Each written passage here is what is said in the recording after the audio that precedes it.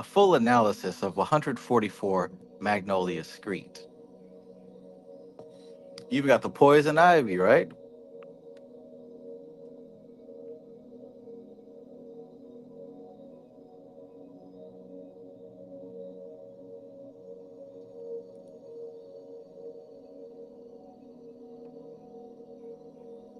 Cool beans. All right, this has been awesome. Awesome.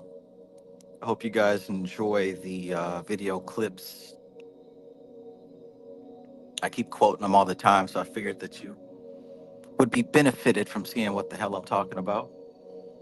And stay tuned for these Goetia shorts. Hope you guys are digging this Goetia stuff and learning a little bit through my experiences.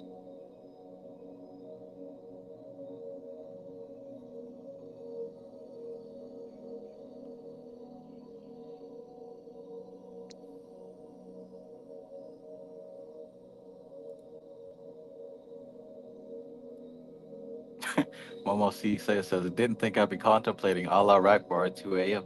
Well, hey, that's how it comes to us, man, when we least expect it. The divine flashes of revelation. Look at the halo behind his head, man. Bebe's Kid says, Trav, in the Lie to Demon video, what demon feed on pain in regard to alcohol? Oh, nice. It was actually an angel, not a demon. It was an angel. Hell, maybe that's the angel that's trying to get in contact with me again. Thank you for that. Yeah, it might be time for me to go back and check that out.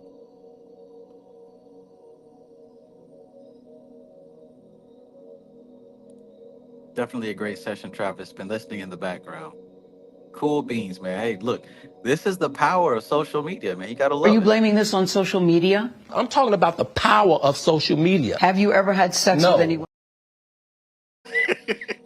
Look quick, he said no. I'm talking about the power of social media, man. It's the power of social media. All right, everybody, this is officially the end. The end. If I don't wrap it up soon, I'm just going to keep playing clips. Talking about the power of social media. Have you ever had sex? No. Yeah, that's my answer. I'm sticking to it. Lord help me. All right, everybody. Hope you have a great evening. This has been a lot of fun. A lot of fun. I had a good time. Had a good time. Y'all trying to kill me? You're killing me, man. This is not about music. I'm trying to have a relationship with my kids, and I can't do it. Y'all just don't want to believe the truth. You don't want to believe it. At this point, we briefly pause the interview to give Kelly a moment. Y'all just don't want to believe the truth. You don't want to believe the truth. How come he sounded like he was singing? You don't want to believe it. Trying to have a relationship with my kids, but I can't do it. All right, y'all, but seriously. Mara Fakir, I actually caught you on the live this time. Oh, look, we're at 72. Perfect.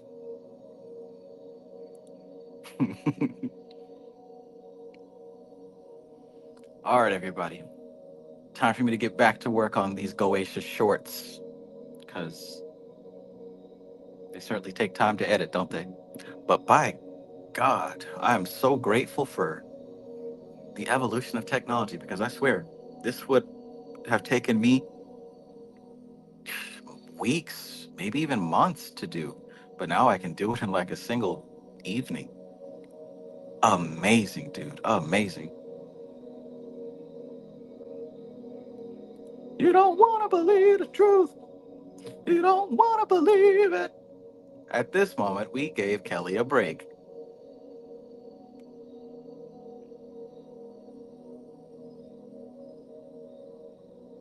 Robert. Robert. Calling that man like a 3-year-old child who's misbehaving. That's wild. The 72 are here. Hell yeah. Hell yeah. All right, y'all. Well, let's wrap it up. We'll be back here next week, of course. on part 3, the links with the spirit. The links with the spirit, right? So we have discussed the relationship between the higher self and the lower self. Now we're getting to the end of the book. We're talking about the Most High. The Most High. Coop TGS says, get to work on those Goetia swords. Scare them NPCs. Hell yeah, man. It's funny because I'm seeing like unsubscribers and then subscribers. It's weird. Must be doing something right. Either way, I'm having a blast. I really am. So, hey. All right, everybody. Thank you so much for being here. This has been wonderful. You helped to remind me why I do this. I mean, you know, I do it because I love it, but I go extra hard because I know that you all benefit from it. So this is a part of my service, which I gladly do. I'm fortunate enough for my service to be fun and enjoyable. So yeah, y'all have a good night. Enjoy yourselves. Be easy, may the force be with you, right? And when you meet the Georgia Bulldogs, When you meet the Georgia Bulldog, you're gonna feel a bulldog bite. you're gonna feel the bulldog bite. All right, so this is TK Trav, aka Travis Magus, here with LVX777. I love you. Peace.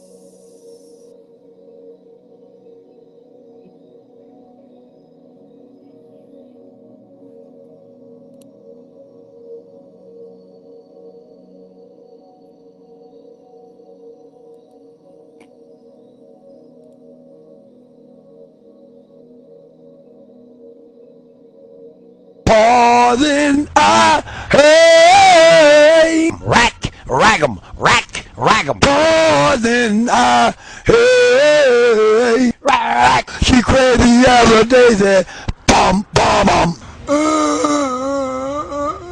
sure she come on like a roll bum